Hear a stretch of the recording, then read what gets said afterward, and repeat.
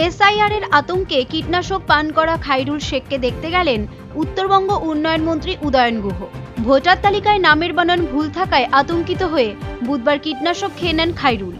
গুরুতর অসুস্থ অবস্থায় প্রথমে তাকে দিনহাটা মহকুমা হাসপাতাল ও পরে এমজেএন মেডিকেল কলেজে স্থানান্তরিত করা হয়। বর্তমানে আইসিইউতে রাখা হয়েছে তাকে। বৃহস্পতিবার রাতে তাকে দেখতে হাসপাতালে যান উত্তরবঙ্গ উন্নয়ন মন্ত্রী উদয়ন গুহ।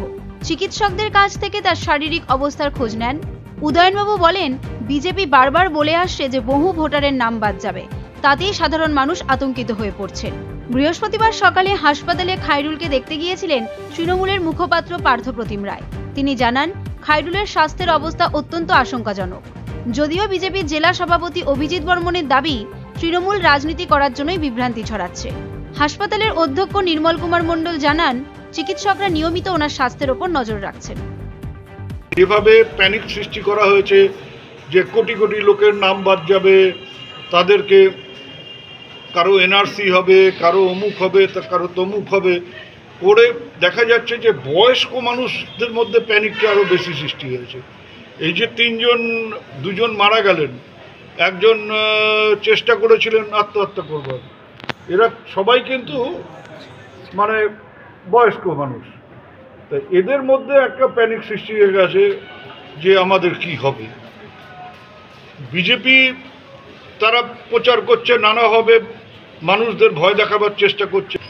এটা পরিকল্পিতভাবে বিজেপি করেছে। পরিষ্কারভাবে নির্বাচন কমিশনের বলে দেওয়া উচিত, কোনো ভারতবাসীর কোনো সমস্যা হবে না, তিনি যে ধর্মের মানুষই হন। আমরা কি একবারে বলেছি যে এত লোকের নাম বাদ যাবে, এত লোকের নাম বাদ দিতে হবে? আমাদের বরঞ্চ উল্টো কথা, যে একজন প্রকৃত ভোটারের নাম বাদ দেওয়া যাবে না। সোনাক্ষী, মশলা কোথায়?